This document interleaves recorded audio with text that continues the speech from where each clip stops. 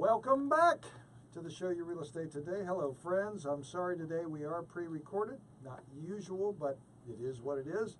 We're here to talk to you about anything having to do with real estate. If you're just tuning in, I'm here with Preston Sandlin from Home Inspection Carolina. We're going to talk later on in the show and throughout the show about 25 quick and easy energy efficient tips, or maybe not 25, but some.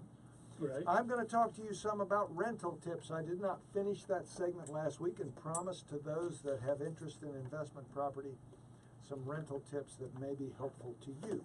I'm your host, Paul Jameson, with the Jameson family of companies, and always available if you have questions at 846-DONE, 846-3663. Okay. All right. Rental tips. And Preston, you're an investor. Yep. You know that finding the tenant is helpful. That is the However, most crucial. It is. There are some things that I'm going to go through them. They're not in a succinct order. Okay. But they're all things to talk about. Okay. First of all, always raise the rent. Now, the antithesis of that is never raising the rent. And the purpose behind it, people would say, oh, I got a great tenant. They're doing such a good job. I'm not going to raise the rent on them. Right. That is not the right way to do it. Okay. Let's say they're living in an apartment and renting. Do you think they're not going to get a raise the second year, third year, fourth year? No, they're getting to get a raise. That's right. Every year you should raise the rent. And I'm not talking about always if market rent has only gone up $25 or $50, make that raise insignificant. Right, where the pain of moving would be much greater than, But you should train your tenants to expect a raise in the rent every year. Yeah, well, and you know what, Paul, the cost of the repairs and upkeep is going to go up as well. And taxes. Yeah, everything goes up. I mean, you're going to be losing. I know the argument. I got a great tenant. I don't want to raise the rent on them, but you know, $15, really? Somebody gonna move out because you raised the rent $15? Yeah, I mean that's my point. Is sometimes you need to raise it a bunch. Right. Sometimes you don't. Right. Okay. All right. Be selective, even if you stay vacant. Yes. Okay. It's like a bad marriage. It's a lot more expensive to get out than to stay single. Yeah. That's right. So we'll. That is a great analogy. We don't need to expand on that. Financially, though, people say, well, geez, I got a month's vacancy.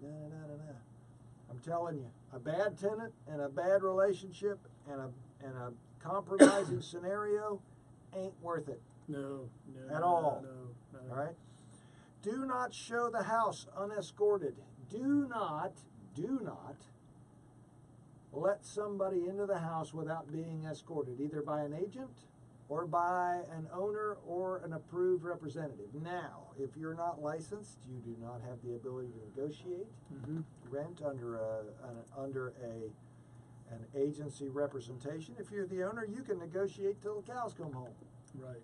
But do not give somebody the code and let them go to the house unescorted, because there are too many instances of windows being left open and people crawling in after and either squatting or taking out the appliances or whatever. Just don't do it. You can make a copy of the key. We don't do it.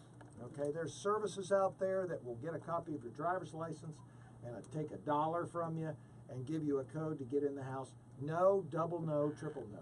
Absolutely. Just because they can't get in the front door doesn't mean if you unlock a window they can't climb in that. Don't do it. We don't do it. Watch out for companies that do. Here's one that will surprise you. Okay. This is rental tips, right? Answer the phone. Seems simple, but I know a lot of people don't. Answer the phone. I'm not gonna say anymore. Answer the phone. Can't eat if you don't come to the table. All right, there I said it. Ask pre-qualification questions up front. Okay. Like, have you ever had an eviction? Why are you moving? Do you make 3 times the rent? Who's moving with you? Are they over 18? Do you have a dog, a cat, a hamster, a goldfish? What do you got? Right. Ask the right questions. Don't go down the road, waste their time or yours. All right? I've got one for you, Paul, and I was Okay. wondering, because I was in a class and I don't know, how about criminal record? I know there's this disparage. Oh, yeah, here we I know. go. I know, because I kind of disagreed with what was being taught in the Me too. class about that. I didn't like that, but I don't mean to get you off your thing, but I'm curious your thoughts on it. Well, I feel like if somebody has a criminal record, that's not being, whatever. I mean, now that, the argument is if it was 20 years ago and it wasn't anything violent. well, the nonviolent crime, I think there's a sunsetting on that. I think if it's recent, you can use it, but they're saying now you can't discriminate a tenant based on certain aspects of a criminal record, and It's a slippery slope. it is true. And I don't, obviously, I follow the law, but also, and in some cases, depending on what the crime was and when, Sure. even before, you look at the whole picture. Right. You look at the whole picture. I struggled with that one too. Yeah.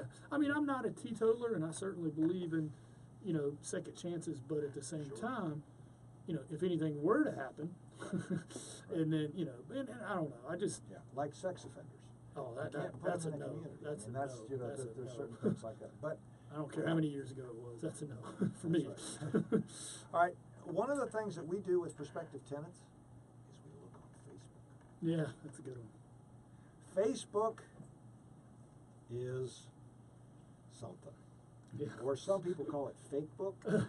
But you can read through a lot of lines on Facebook. Facebook. And you can find out a lot about a person, Right. their behavior. Mm-hmm. If their pictures all have large drinks, smoking and stuff in their hand, then Or they're Oh. always at a party, or okay. Yeah, look like a duck, sound like a duck. You got it. Okay. All right. If you can't afford to wait, sell. Okay. If you have an investment property and you can't afford to wait for the right tenant, it's time to sell. Okay. An investment is a 5 to 10 year look at a piece of property. That's true investing. Right. There are flippers and other things. I'm not talking about that right now. I'm talking about a piece of investment property. It's like a stock, right? If you can't handle the volatility, sell it. Get out of the volatility. Sleep at night, okay? What you do for one, you do for all. Okay. If you have everybody, if you have addendums, if you have, for example, we have a spice addendum. If one signs it, they all got to sign it. Smoking addendum, one signs it, they all got to sign it. And when you say all, you're talking about all the folks that live there. Any tenant, Okay. any lease. Bed bug addendum, they all got to sign it. Okay. Don't create scenarios where you put someone in a box due to a circumstance. Such as, because they're divorced, you have them say that, they would not have anybody sleep there more than 2 weeks. I see. That's in the standard lease. You can't have anybody stay for more than 2 weeks unless they're screened. Right. Okay? Okay. Not because of their circumstance. To create a scenario, you do it for what you do for one, you do for all. From screening to parameters to everything. Good rule. Yeah, that's right. It keeps you safe. All right? And make sure they got insurance. Always get renter's insurance, and if they don't keep it, it's provision in the lease that they have to have it. It is breaking the lease. Okay. Protect your property, protect your tenant, protect the scenario. So much more to go here with Preston Sandlin, Home Inspection Carolina. I'm Paul.